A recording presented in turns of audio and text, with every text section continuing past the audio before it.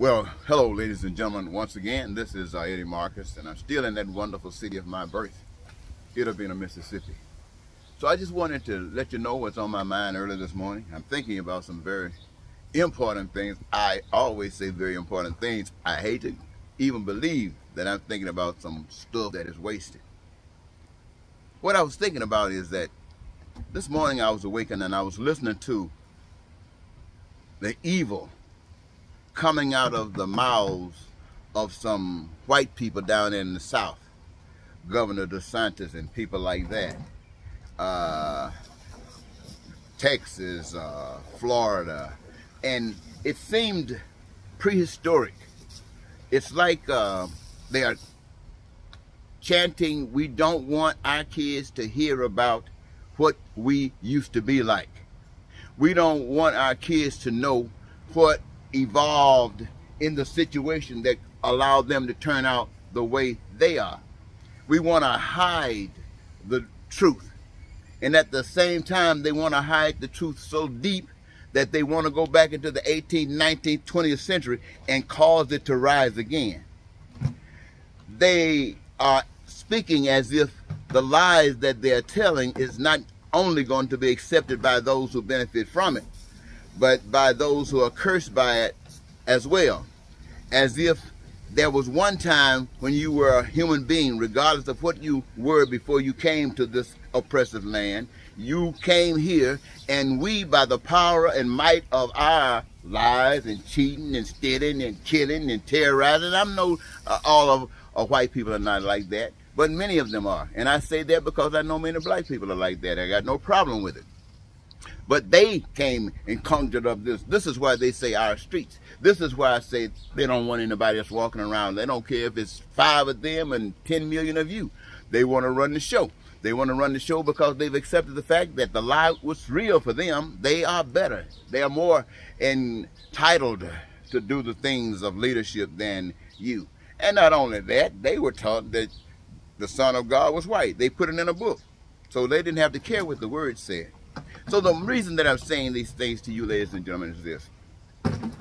Just like black people and Native Americans and people of color have turned their backs and accepted what the oppressor would give them, they are counting on a repeat of that. And running from one country to another country is not going to do anything but buy you a little time to repeat what you've just gone through. You see, this is an evil, ladies and gentlemen, that is being perpetrated across the society. Look at it like this. Look at the whole earth. No, that's too much to ask you to do. Look at America. Just look at it like this. Let's say that there is a power that is responsible for all existence here, okay? And that there's another power that had 2 sons. One was named righteousness and one was named evil. And the earth was equipped as it is. And this one power gave to the 2 sons, each one, go to the earth and do your thing as a spirit. The spirit of evil come to the earth and do your thing. The spirit of righteousness come to the earth and do your thing. Now here's going to be the reward of those who choose a side.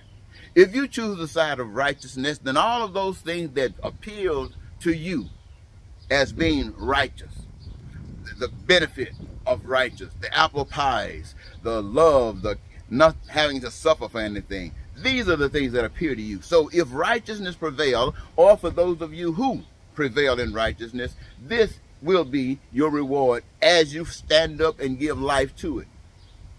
On the other hand, those of you who choose evil, who will be willing to not do those righteous things, but are willing to lie, to cheat, to steal, to cause terror, to cause war, to cause hatred, to cause racism, if this is your choice, so be it.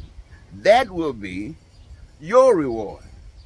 On this side of the plane, you perhaps, and I'm just saying this, ladies and gentlemen, because this just hit me, this perhaps will mean that on this side of the light, you will have what people call the better time.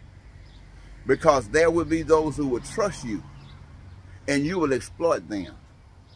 And the only thing that will give them the audacity if that's an acceptable word, to withstand what you do to them, is for them to understand who you are, for them to understand what the challenge is. The challenge is for evil to spread over into righteousness and infect the cancer and eat righteousness up.